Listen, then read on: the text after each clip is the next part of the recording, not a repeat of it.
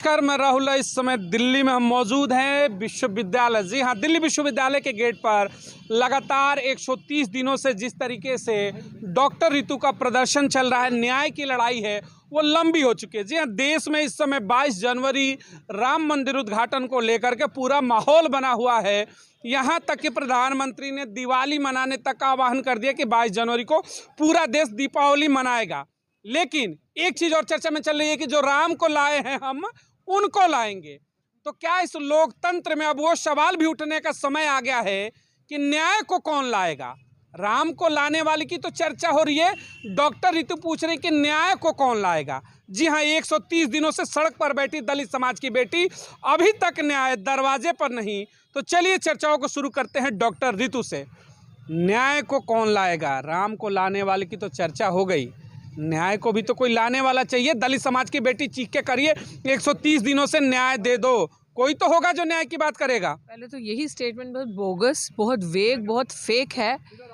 आप भगवान नहीं हैं। I am just simply asking you, is Modi a God? How he is a God? नहीं ना, मानते हो ना? Is Modi a God? नहीं। तो फिर how can he bring Ram? Ram भगवान है ना, प्रभु राम भगवान है। तो आप मोदी को राम से ऊपर नहीं रख सकते कि वो राम को लाए हैं। ये नैरेटिव ही बहुत ज़्यादा फेक और बकवास है। ये बताना कि अब भगवान से भी ऊपर, प्रभु राम से भी ऊपर मोदी हैं। पहली तो ये बहुत बोगस और नॉनसेंस है जिसने भी क्रिएट किया है ये। एंड दूसरी चीज़, न्याय को लाने वाले की मंशा होती है। न्याय को जो लाना चाहता है वो उस तरीके से, न्यायपूर्ण तरीके से काम करता है। वो सिर्फ एक रिलीजन, एक धर्म, एक विशेष जाति को पे फोकस नहीं करता। आप भारत में रहते हो, भारत का संविधान अखंड भारत आर्टिकल 1 बात करता है। So you have to see everybody. अगर कोई बहुत अमीर है उसको भी, कोई सड़क पे सो रहा है गरीब उसको भी। और सबसे पहली बात आती है महिलाओं की। अब ये बता दीजिए, इस सरकार ने 2014 के बाद महिलाओं के लिए किया क्या है? कौन से केस में, कौन सी जगह पे महिलाओं को न्याय मिला हो? कौन सा ऐसा रेप केस हो जिसमें 100% इंश्योर करके मुस्लिम जो था उसको फास्ट ट्रैक से न्याय मिला हो और वो जो जेल के पीछे और लड़की को या जो भी विक्टिम है उसको न्याय मिला हो? कहीं पे ऐसा नहीं है। सो डॉक्टर रितु की बात आप कर रहे हो कि यहाँ पे बैठी है। अनफॉर्चुनेट है कि भारत, दलित की बेटी भारत की बेटी नहीं है इनके लिए, इसीलिए न्याय में इतनी देर लग रही है। वरना अभी तक न्याय हो जाता। किसी और समुदाय, समाज की बेटी अगर यहाँ पे बैठी होती तो अभी तक न्याय हो जाता, अभी तक चीज़ें हो जाती, सिस्टम पूरा साथ खड़े हो जाता। और ये विचारधारा की सबसे बड़ी बात है उनके लिए, क्योंकि उनकी विचारधारा नफरत की है, कम्युनलिज्म, कम्युनल दंगे फैलाने की उनकी विचारधारा है। वो तोड़ते हैं, हम लोग जोड़ने की बात करते हैं। वो भारत को बेचने की बात करते हैं, हम लोग भारत को बचाने की बात करते हैं। तो फ़र्क है ना भाई साहब। आपने देखिए एक चीज़ कहा कि डॉक्टर रितु दलित समाज की बेटी है। शायद उनके लिए ये दलित समाज की बेटी बेटी नहीं है, दलित की बेटी भारत की बेटी नहीं है। होगी दलित समाज की बेटी भारत की बेटी भी होगी जब उसे राष्ट्रपति के बेड पर बैठा करके राजनीतिक समीकरण साधने होंगे तो द्रौपदी मुर्मू को उस महान पोस्ट पर बैठाया जाएगा। जब वोट बैंक की राजनीति होगी, घरों में जाकर जूठा खाना हकाना होगा, तो दलित समाज उनका सबसे चहेता होगा। लेकिन सवाल यही है कि जब न्याय की बात होगी, आंखों में आंखों मिला करके जब डॉक्टर रितु पिछड़े समाज की बेटी कहेगी कि डॉक्टर सविता राय मैं आपसे सवाल पूछती हूँ, तो पूरा तंत्र हिल जाता है। पूरा तंत्र कहता है कि ये कैसे दलित समाज की बेटी ने सवाल पूछ दिया। तो लोकतंत्र में अगर सवाल पूछोगे और वो भी उस समाज से आते हो जो आज भी हाशिए पर है, तो ऐसा तो होगा ही। तो क्या वाकई में अब समय नहीं है कि शायद चीज़ें बदलनी चाहिए? कब तक? अब तो बदलाव का समय है, कुछ बदलाव होगा। राहुल जी, हम बदलाव के लिए ही बैठे हैं। हम सड़क पे ऐसे नहीं बैठे, बदलाव लाने के लिए बैठे। हमारा भी मन करता है इतना। आप टेम्परेचर देखिए, मौसम देखिए, आज 130 दिन हो गए हमें यहाँ पे। कड़कड़ाती ठंड है, इतना ज़्यादा ख़राब माहौल है। लेकिन अगर हम लोग नहीं लड़े तो कोई नहीं लड़ेगा। अब वो ये सिर्फ बकवास करते हैं, बेटी बचाओ बेटी पढ़ाओ। बेटी सड़क पर बैठी है, पढ़ी लिखी बेटी, जिस छोटी मोटी क्वालिफिकेशन में इतनी बड़ी डिग्री लेके one of the top universities में से, और वो सड़क पे बैठी है। क्यों? क्योंकि पता है कि वो लोग कुछ नहीं देंगे, वो लोग आपके लिए कुछ नहीं करेंगे। ना देश बचेगा, ना शिक्षा बचेगी, और ना युवाओं का भविष्य बचेगा। इसी चीज़ को बचाने के लिए हम सड़कों पर बैठे, क्योंकि इन चोरों से हमें कुछ एक्सपेक्टेशंस नहीं है। ये लोग तो कोई पता नहीं, वो बात बिल्कुल सत्य है कि जिस दिन सत्ता परिवर्तन हुआ ये लोग झोला उठा के, उसके पहले इनका पता नहीं क्या क्या प्राइवेट जेट्स, प्लेन्स हो गए जिससे इनकी भागने की तैयारी एक साइड पर पूरी तैयार है। सो हम लोगों को अपना भारत बचाना है, देश बचाना, ताकि हम लोगों की जो जनरेशन आने वाली है वो सर उठा के जी पाए। ये कुछ नहीं छोड़ेंगे हमारे लिए। ये तो संविधान विरोधी हैं, ये तो मनु को मानने वाले हैं, ये तो एकलव्य का अंगूठा काटने वाले हैं। तो हम जैसे लोग अगर अपने हक अधिकार के लिए नहीं बोले तो मार देंगे हम लोगों को। ऐसे सबसे बड़ी लड़ाई देखिए वही है, कहते हैं कि इतिहास बहुत चीज़ सिखाता है। इन्होंने कहा कि एकलव्य के अंगूठे काटेंगे। जी हाँ, जब जब दक्षता की बात आएगी कि आप परफेक्ट हो, आप टू गुड हो, कभी ना कभी आपके अंगूठे काटे जाएंगे, एकलव्य बना दिया जाएगा। आज एकलव्य का दौर नहीं है, थोड़ा सा संविधान का हल्का सा डर है तो चलो साइडलाइन ही कर देते हैं। उस समय एकलव्य की बलि ली गई, आज डॉक्टर रितु की ली गई, लक्ष्मण यादव की ली गई, तमाम ऐसे लंबी फहरिस्त है बहुजन समाज के उन तमाम चेहरों की जो शिक्षा पा करके आज उच्च पद पर गए लेकिन साइडलाइन कर दिया गया। आंकड़ों की अगर हम बात करते तो 570 से ऊपर पोस्ट खाली है पूरे देश भर में विश्वविद्यालयों में असिस्टेंट प्रोफेसर और प्रोफेसर के, और कहा क्या जाता है कि इनकी कैपेबिलिटी ही नहीं है, ये क्वालिफाइड ही नहीं है, और जो क्वालिफाइड है वो सड़कों पर बैठेगा। एक चीज़ की मुझे खुशी होती है, अभी हम लोग कुछ दिन पहले यूपी के दौरे पर थे चुनावी सर्वे को लेकर के, तमाम जगहों पर मैंने एक चीज़ देखा, बिना शब्द कहे लोगों ने आपका जिक्र किया कि एक बेटी बैठी है दिल्ली में, डॉक्टर रितु, सरकार तो उसे भी न्याय नहीं दे पा रही है, न्याय क्या देगी, सत्ता में आएगी क्या। तो कहीं ना कहीं जो आपका एक मैसेज है दिल्ली से वो स्प्रेड हो रहा है, वो सेंड हो रहा है, इसको लेकर क्या कहेंगे? बहुत शुक्रिया। और ये मैं इसको लेके यही कहना चाहती हूँ कि अगर आप जैसे चैनल, सोशल मीडिया नहीं होता तो हमारी कहीं पे भी बात नहीं जाती।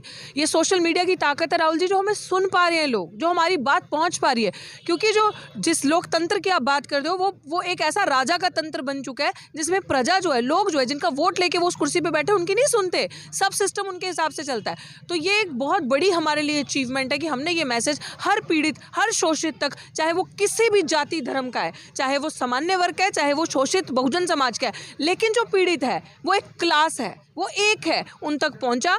कुछ नहीं होगा तो कम से कम उनमें एक लड़ने का जज्बा तो आएगा, उनको एक चीज़ तो समझ में आएगी कि हमें लड़ना है। और मैं आप ही के माध्यम से उन लोगों को जो दूर बैठ के देख रहे हैं उनको ये बता देना चाहती हूँ कि आज 130 दिन हो गए, फिर भी आपकी बहन ने हिम्मत नहीं हारी है। और 130 की जगह अगर 1301 भी हो जाएगा तब भी मैं आपको यहाँ नजर आऊँगी। लेकिन टाइम बाय टाइम हम भी स्मार्ट लोग हैं, हमें भी पता है कि रणनीति हर वक्त बदलनी चाहिए आपको। तो हमारी अगली स्ट्रैटेजी ये है कि 15 दिन का हमने टाइम दिया है, पहली तारीख को हमने अनाउंस कर दिया था, 15 दिन का हमने टाइम दिया है कि अगर आपने 15 दिन टाइम बाउंड के अंदर सस्पेंड नहीं किया उसे, तो हम विश्वविद्यालय में ताला लगाएंगे। और क्यों लगाएंगे?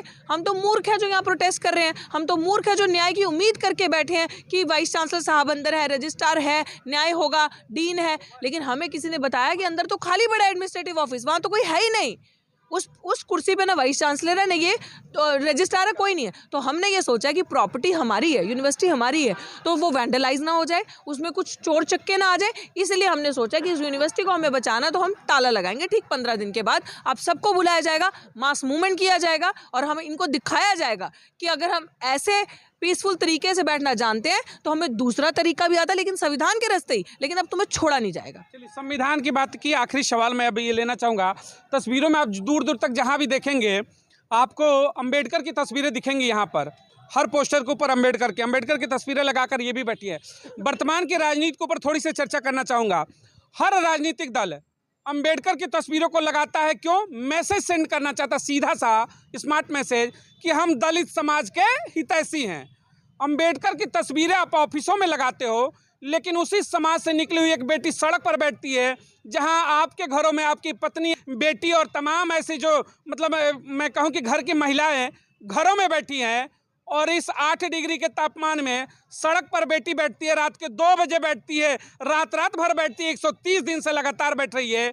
और राजनीति, भारत की राजनीति की बेशर्मी को देखिएगा कि वोट में ये देवी बन जाती है, लेकिन वोट अगर अभी नहीं है तो रात में भी बैठ रही, कोई पूछने वाला नहीं है। ये शर्मसार करता है पूरी दिल्ली को, दिल्ली की राजनीति को शर्मसार करता है। और वर्तमान में विश्वगुरु की जो परिकल्पना आप करते हैं कि देश विश्वगुरु है, उसके ऊपर ये लानत है कि बेटी सड़क पर बैठी और आप डेवलपमेंट की बात करते हैं।